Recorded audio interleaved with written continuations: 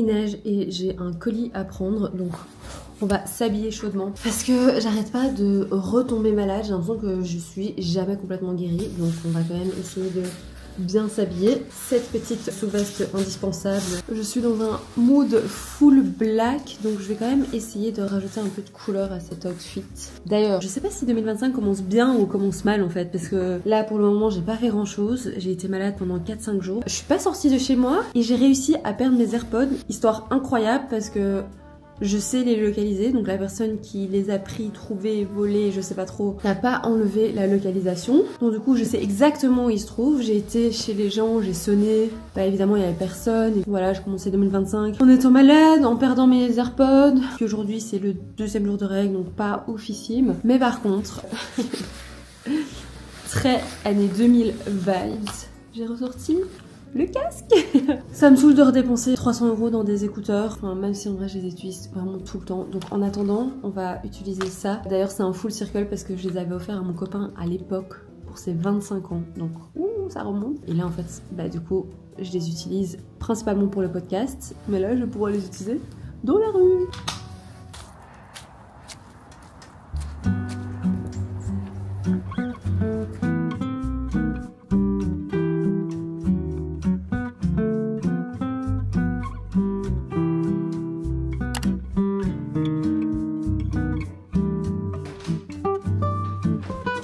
J'ai offert un mini haul, franchement rien de très intéressant. J'ai juste acheté des petites fardes chez Emma. J'en ai acheté une bleue et une espèce de jaune. Juste des fiches plastiques pour faire ma compta.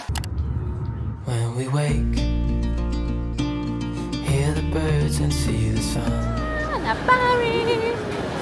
C'est juste pour la journée, parce que c'est juste à côté. Alors on doit aller vers République. Où est-ce qu'on va? Je sais pas. Found what we're looking for in life. Call us crazy, but things are finally right. Surprise numéro 1. Il y en a d'autres.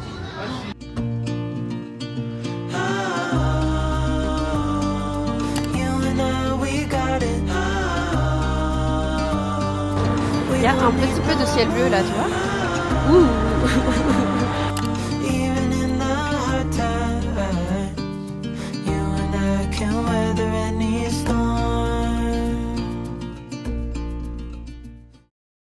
Et là on va faire la deuxième activité du jour, which is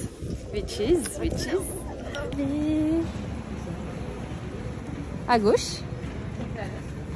On va prendre un café avec des lettres. Pour les 25 ans de ma sœur, je lui ai offert une journée surprise, c'est-à-dire qu'elle ne savait pas du tout où on allait. Je lui ai juste dit réserve cette journée-là et tu verras ce qu'on va faire.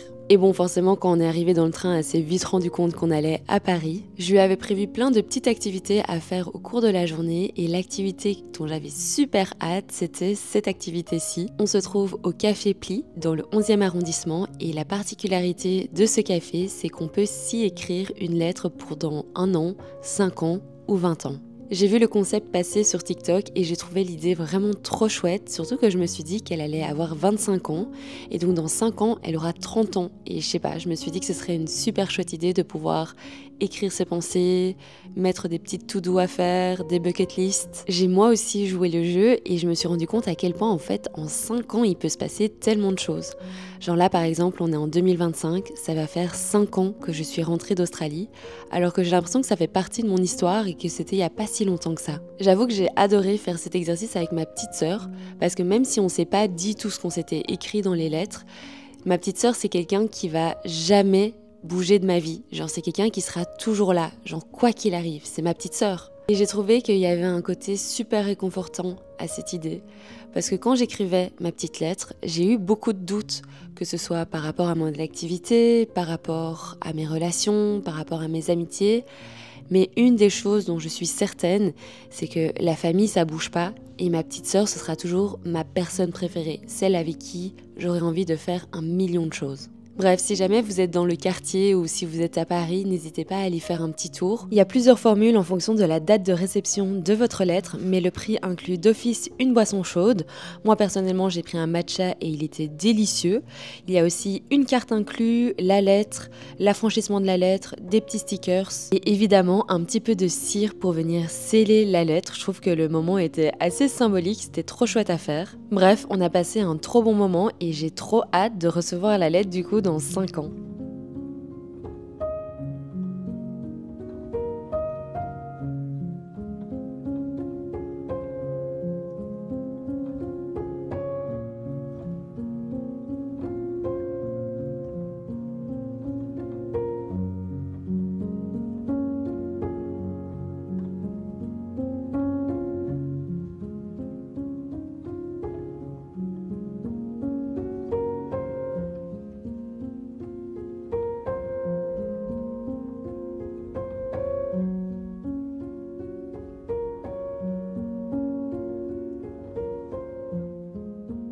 Alors, t'as kiffé? C'était trop chouette. En plus, rendez-vous dans 5 ans. Une feuille par lettre, on a rajouté plein de Ah, on a mis bucket list, dire. carte, lettre, photo. C'était trop bien. Maintenant, Bon anniversaire. Ah, dans 3... Non, 5 dans ans. 5 ans. Ah, dans 5 ans.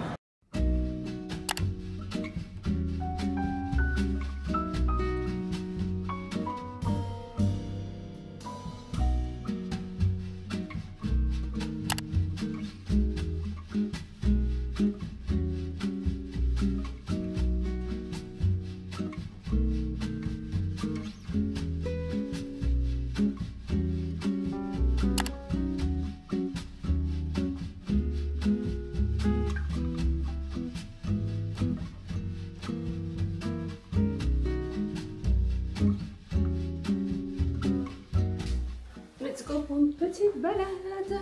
Meilleure invention, je veux rien savoir, c'est une capuche genre enlevable. Petite veste, petit casque filaire, vu qu'on m'a volé mes AirPods et qu'ils sont maintenant en Roumanie. Et c'est parti, let's go.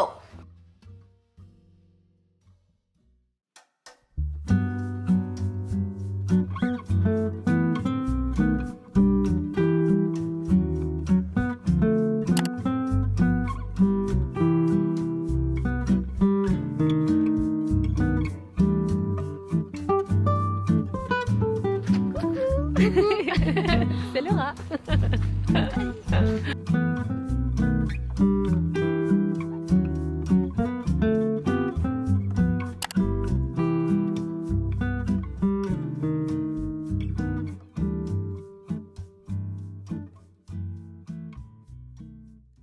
Je refais cette petite papote parce que j'en avais fait une ce matin après avoir été courir et je vous avoue que j'étais pas dans un super bon mood et je me perdais un petit peu dans ce que j'expliquais et j'étais pas hyper concentrée. Et là je viens de rentrer de mon café avec Laura de Nuit et Jour. Déjà, est-ce qu'on peut en parler? La mignonnerie qu'elle m'a offerte. Elle m'a offert ses meilleurs vœux pour 2025.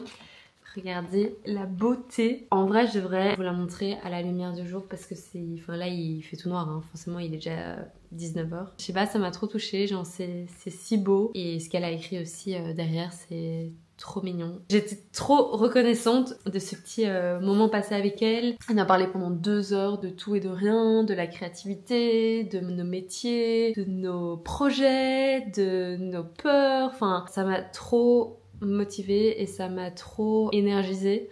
Je me suis rendu compte que l'une des raisons pour lesquelles j'avais l'impression d'avoir un début d'année qui allait pas hyper bien, c'est non seulement parce que je suis tombée malade de nouveau après le nouvel an et je me suis un peu renfermée sur moi-même. Bah oui, je vais pas aller contaminer les gens avec ma maladie. Et du coup, j'ai vu personne, j'ai broyé un peu du noir de mon côté et je me suis juste rendu compte que peut-être que l'une des résolutions que je dois faire, c'est de voir du monde, de voir des gens qui me donnent de l'énergie, de voir des gens qui m'inspirent. Et je pense que c'est vraiment ça dont j'ai besoin pour retrouver de l'énergie et pour retrouver de la motivation. Mais en bref, ce dont je vous parlais ce matin, c'est que j'ai eu un début d'année assez slow. Et cette semaine, ça a vraiment été une semaine très compliquée. J'étais plus vraiment malade, mais en même temps, mes règles commençaient aussi. Et je sais pas, genre, j'ai vraiment passé des journées pas évidentes à broyer un peu du noir, à remettre un peu en question tout ce que je fais, quoi. Je sais que c'est des montagnes russes, donc quand c'est bas, après ça va remonter, et voilà. Mais souvent, j'en parle pas forcément sur les réseaux sociaux,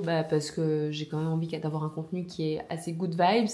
Mais cette année, après avoir regardé la vidéo de Easy Blush qui disait qu'elle arrêtait les réseaux sociaux, elle explique que parfois en fait elle faisait les choses pour créer du contenu. Et l'année 2024 c'était principalement ça, j'avais des idées de vidéos en tête et je me disais du coup je vais filmer à ce moment-là pour créer la vidéo. Là où l'approche que j'aimerais bien avoir cette année, c'est plutôt filmer quand j'ai le temps et filmer quand j'en ai envie, mais pas forcément des choses que je vais planifier pour les réseaux sociaux. C'est-à-dire que je vais arrêter de me dire ok, mercredi il faut absolument que je filme, donc mercredi il faut absolument que je fasse le tour de Bruxelles, ou il faut absolument que j'aille au musée, ou il faut absolument que je fasse quelque chose d'intéressant. Ma vie au quotidien n'est pas toujours intéressante et c'est ok, et je pense que j'ai envie d'avoir cette image beaucoup moins lisse et cette image beaucoup plus réelle de ce qu'est ma vie. Franchement, ma vie est faite de plein de petites choses qui sont tout aussi chouettes, que ce soit par exemple offrir un cadeau à ma sœur,